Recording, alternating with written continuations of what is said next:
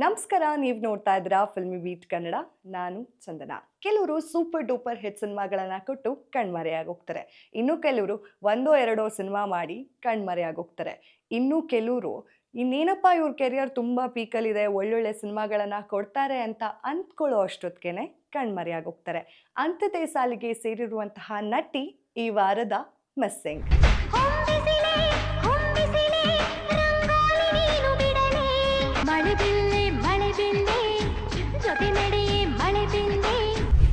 ಇವರು ನಿಮ್ಗೆಲ್ರಿಗೂ ಸಿಕ್ಕಾಪಟ್ಟೆ ಪರಿಚಿತರಾಗಿರ್ತಾರೆ. ಇವರು ಬ್ಯೂಟಿಯಿಂದಾನೇ ಸಾಕಷ್ಟು ಗಂಡು ಮಕ್ಕಳ ಮನಸ್ಸನ್ನು ಕದ್ದಿದ್ದಂತಹ ಚೆಲುವೆ ಅವರು ಇನ್ಯಾರೂ ಅಲ್ಲ, ಸಾಕ್ಷಿ ಶಿವಾನಂದ್.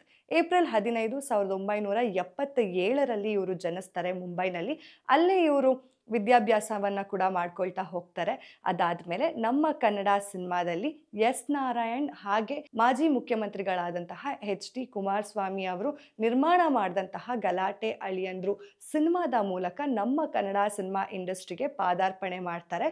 ಆದರೆ ಇವರ ಸಿನಿಮಾ ಜರ್ನಿ ಶುರು ಆಗೋದು ತೆಲುಗುವಿಂದ. ಅದು ಚಿರಂಜೀವಿಯವರ ಜೊತೆಯಲ್ಲಿ ಇವರ ಜರ್ನಿ ಶುರು ಆಗತ್ತೆ.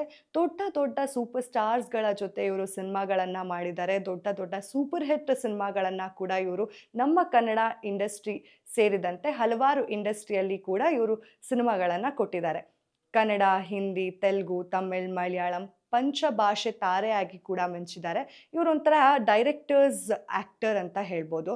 ಅಂದರೆ ಇವ್ರಿಗೆ ಏನೇ ಕೆಲಸ ಕೊಟ್ಟರೂ ಕೂಡ ತುಂಬ ಅಚ್ಚುಕಟ್ಟಾಗಿ ಅವ್ರಿಗೆ ಏನು ಕೆಲಸ ಕೊಟ್ಟಿರ್ತಾರೆ ಅದನ್ನು ಕ್ಲೀನಾಗಿ ನಿಭಾಯಿಸುವಂತಹ ಒಂದು ನಟಿ ಅಂತ ಹೇಳಿದ್ರೆ ಅದು ಸಾಕ್ಷಿ ಶಿವಾನಂದ್ ಅವರು. ಇನ್ನು ಇವರು ನಮ್ಮ ಕನ್ನಡ ಸಿನಿಮಾ ಇಂಡಸ್ಟ್ರಿಯಲ್ಲಿ ಸಾಕಷ್ಟು ಸಿನಿಮಾಗಳನ್ನು ಮಾಡಿದ್ದಾರೆ. ಸೈನಿಕ ಇವತ್ತಿಗೂ ಕೂಡ ಎಲ್ಲರ ಮನಸ್ಸಲ್ಲಿ ಹಾಗೆ ಉಳಿದುಕೊಂಡಿರುವಂತಹ ಒಂದು ಸಿನಿಮಾ. ಆ ಸಾಂಗ್ಸ್ ಆಗಿರ್ಬೋದು ಅಥವಾ ಇವರ ಅಭಿನಯ ಆಗಿರ್ಬೋದು, ಅದು ಎಲ್ಲರೂ ಮನಸ್ಸಲ್ಲೂ ಕೂಡ ಹೀಗೆ ಉಳಿದುಕೊಂಡಿರುವಂತಹ ಒಂದು ಸಿನಿಮಾ ಅಂತ ಹೇಳಿದ್ರೆ ಅದು ಸೈನಿಕ ಸಿನಿಮಾ. ಅದಾದ ನಂತರ ಪರಮಶಿವ ಅನ್ನೋದು ಇವರ ಕೊನೆಯ ಸಿನಿಮಾ ಆಗಿದೆ ನಮ್ಮ ಕನ್ನಡ ಸಿನಿಮಾ ಇಂಡಸ್ಟ್ರಿಯಲ್ಲಿ. ಅಂದರೆ 2014ರಲ್ಲಿ ಇವರು ಕೊನೆಯ ಸಿನಿಮಾವನ್ನು ಮಾಡ್ತಾರೆ. ಆಮೇಲೆ ಅವ್ರಿಗೆ ಎಲ್ಲೋ ಒಂದು ಕಡೆ ಆಪರ್ಚುನಿಟಿಗಳು ಕಡಿಮೆ ಆಗ್ತಿದೆ ಅಂತ ಅನ್ಸೋದಕ್ಕೆ ಶುರು ಆದಮೇಲೆ ಇವರು ಅಮೇರಿಕಾಗೆ ಹೋಗಿ ಮ್ಯಾನೇಜ್ಮೆಂಟ್ ಕೋರ್ಸನ್ನು ಕೂಡ ಮಾಡ್ಕೊಳ್ತಾರೆ. ಇನ್ನು 2016ರಲ್ಲಿ ಸಾಗರ್ ಎಂಬುವರನ್ನ ಮದುವೆ ಕೂಡ ಆಗ್ತಾರೆ. ಇವರು ಏನೆಲ್ಲ ಎಕ್ಸ್ಪೆಕ್ಟೇಷನ್ಸ್ ಇಟ್ಕೊಂಡು ಮದುವೆ ಆಗಿದ್ರು ಅದು ಅವರಿಗೆ ಎಕ್ಸ್ಪೆಕ್ಟೇಷನ್ಸ್ ಮೀಟ್ ಮಾಡೋದಕ್ಕೆ ಆಗೋದಿಲ್ಲ. ಅಂದರೆ ಇವ್ರಿಗೆ ಇಬ್ಬರು ಹೆಣ್ಮಕ್ಳು ಕೂಡ ಇದ್ದಾರೆ. ಇನ್ನು ಇವರ ಪತಿ ಏನಿದ್ದಾರೆ ಇವರನ್ನ ಪ್ರೀತಿಸಿ ಮದುವೆ ಆಗಿರ್ತಾರೆ. ಇವರು ನನ್ನನ್ನು ತುಂಬ ಪ್ರೀತಿ ಮಾಡ್ತಿದ್ದಾನೆ ಅಂತ ಅಂದ್ಕೊಂಡಿರ್ತಾರೆ. ಬಟ್ ಆದರೆ ಆ ಸಾಗರ್ ಎಂಬಾತರು ಇವ್ರ ಆಸ್ತಿ ಮೇಲೆ ಕಣ್ಣು ಹಾಕಿರ್ತಾರೆ, ಇವರ ದುಡ್ಡು ಮೇಲೆ ಕಣ್ಣು ಹಾಕಿರ್ತಾರೆ ಹೊರತು ಅವರನ್ನು ಯಾವತ್ತೂ ಕೂಡ ಅಷ್ಟಾಗಿ ಪ್ರೀತಿ ಮಾಡಿರೋದಿಲ್ಲ. ಸಾಕಷ್ಟು ವಿವಾದಗಳಲ್ಲಿ ಕೂಡ ಇವರು ತೊಡಗಿಸ್ಕೊಂಡಿದ್ದಾರೆ ಅಂತ ಹೇಳ್ಬೋದು. ಯಾಕೆ ಅಂತ ಹೇಳಿದ್ರೆ 2020ರಲ್ಲಿ ಇವರ ತಾಯಿ ಆಸ್ತಿಗೋಸ್ಕರ ಇವರು ಕೋರ್ಟ್ ಮೆಟ್ಟಿಲೇರಿದ್ದಾರೆ ಅನ್ನೋ ಒಂದಷ್ಟು ವಿವಾದಗಳನ್ನು ಅವರ ಅಕ್ಕ ಸೋಷಿಯಲ್ ಮೀಡಿಯಾ ಮೂಲಕ ಎಲ್ರಿಗೂ ತಿಳಿಸ್ತಾ ಹೋದರು. ಆಸ್ತಿ ಬೇಕು ಅಂತ ಹೇಳಿ ನಮ್ಮ ತಾಯಿಗೆ ಹಲ್ಲೆ ಮಾಡ್ತಿದ್ದಾಳೆ ಸಾಕ್ಷಿ ಹಾಗೆ ಅವರ ಗಂಡ ಸೇರಿಕೊಂಡು ಅನ್ನೋದನ್ನು ಕೂಡ ಅವರ ಅಕ್ಕ ಸೋಷಿಯಲ್ ಮೀಡಿಯಾದಲ್ಲಿ ಪೋಸ್ಟ್ ಮಾಡ್ತಾ ಹೋದರು. ಇನ್ನು ಗಂಡನ ಮದುವೆ ಆದ ನಂತರ ಅವರು ಕೂಡ ಆಸ್ತಿ ನಡುವೆ ಇಬ್ಬರಿಗೂ ಕೂಡ ಕಿತ್ತಾಟ ಆಗ್ತಾನೇ ಇತ್ತು ಆಗಾಗ ಅಂತ ಕೂಡ ಕೇಳಿ ಬರ್ತಾ ಇತ್ತು. ಈಗ ಅವರಿಬ್ರು ಒಟ್ಟಿಗಿದಾರೋ ಇಲ್ವೋ ಅನ್ನೋ ಮಾಹಿತಿ ನನಗೆ ಗೊತ್ತಿಲ್ಲ. ಬಟ್ ಸಾಕಷ್ಟು ಸಂದರ್ಭಗಳಲ್ಲಿ ನಾನು ನೋಡಿರುವಂಥ ಪ್ರಕಾರ ಆದ್ರೆ ಇವರಿಬ್ರು ಒಟ್ಟಿಗೆ ಇಲ್ಲ, ಬಟ್ ಅವರು ಸಪ್ರೇಟ್ ಇದ್ದಾರೆ ಈಗ ಸಾಕ್ಷಿಯವರು. ಬಟ್ ಯುನೈಟೆಡ್ ಸ್ಟೇಟ್ಸ್ನಲ್ಲೇನೆ ಸೆಟಲ್ ಆಗಿದ್ದಾರೆ ಅನ್ನೋ ಒಂದು ಮಾಹಿತಿ ಅಂತೂ ಇದೆ.